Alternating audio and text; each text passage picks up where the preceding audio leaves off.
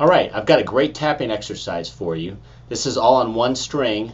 It uses arpeggios and one tapping finger. I'm going to use my middle finger, but go ahead and use whatever one you feel most comfortable with.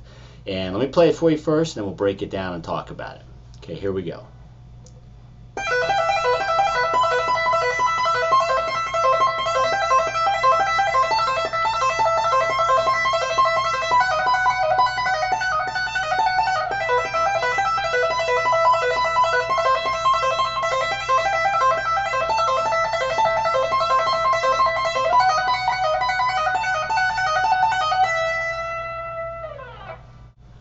And the chords I was outlining were E minor, C major, A minor, B to a B7. And what's important here is that we know not only what the chords are, but what notes are in the chords, because that's going to allow us, give us the information for what notes we can tap when we want to tap the arpeggios for those chords. So an E minor contains an E, G, and B note, and I'm not going to spend too much time on the theory. We'll just get right down to the notes of them. It's an E, G, and B. So I find those notes, you can really find them anywhere on any string. This is great for helping you to get to know your fretboard too. So anyway, I'm going to find them on the first string. There's a B note on the 7th fret first string, an E note on the 12th fret first string, and then a G note on the 15th fret first string. Now what I'm going to do is take those notes and make up a tapping sequence with those three notes. It goes like this. I call it a single tap and then a double tap, double tap. So what I mean by that is we're going to go tap, pull off, then I pull off with the pinky back to the index and hammer back on. Then I do the same thing, but I'm going to tap, pull off twice, and then a pull off, hammer on, and then again. So the pattern goes a single tap to a double tap.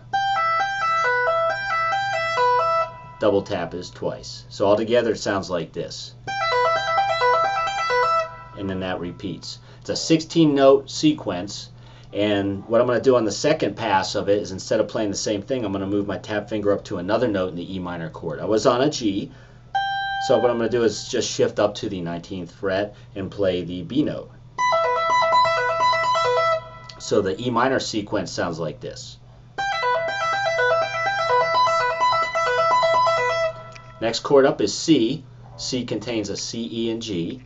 The common notes between E minor and C are the E and the G. So we can leave those the same and just change all the B's from the E minor chord we just did up to C. So now our new position will be this: 8th fret with the index finger, 12th fret with the pinky finger, and then tapping the 15th and 20th frets on the high E string. The 20th fret would be the C note. So this one's going to start on the 20th fret to the 15th fret. Okay, next up is the A minor chord. A minor contains A, C, and E, and for this one the C and E chord are in common, or I'm sorry, the C and E notes are in common with the C and the A minor chords. So we'll leave those the same. So the good news is, on the left hand, your index and pinky fingers don't have to move. They're on the C and E notes. We're going to just move the tap finger, was on the G note at the 15th fret. We're going to move it up to the 17th fret for A, and then keep the 20th fret for the C note. So the A minor sequence goes like this.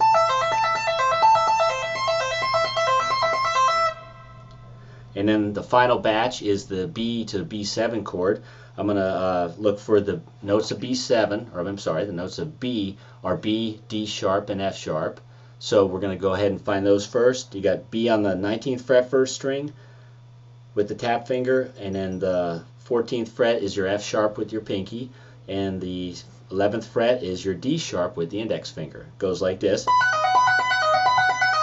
And then I'm going to, at this time, instead of doing it a second time like we did on the first three chords, I'm going to go to a B7 chord, which contains the same notes as B, B, D sharp, and F sharp, but it also adds the 7th. That's what the number 7 next to the letter B in a B7 chord means. You add the 7th degree. What does that mean? Well, it accentuates 7 letters up from B. So you count up through the music alphabet: B, C, D, E, F, G, and then your 7th one is the A.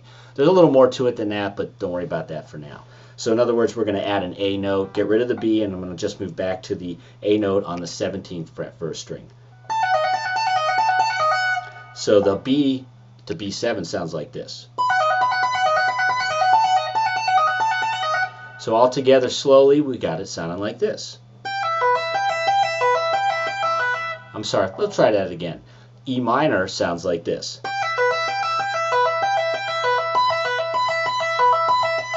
C,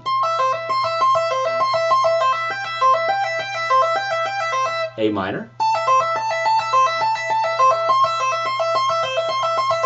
B,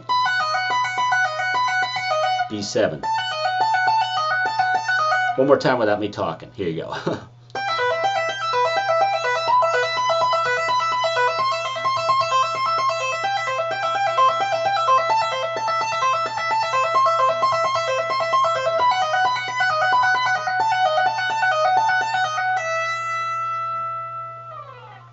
And there you have it. Good little arpeggio exercise. I encourage you to try to find other locations to play those same same 5 chords we just did. Just find those letters that I gave you for each chord and locate them on the same string. They're all over on the first string.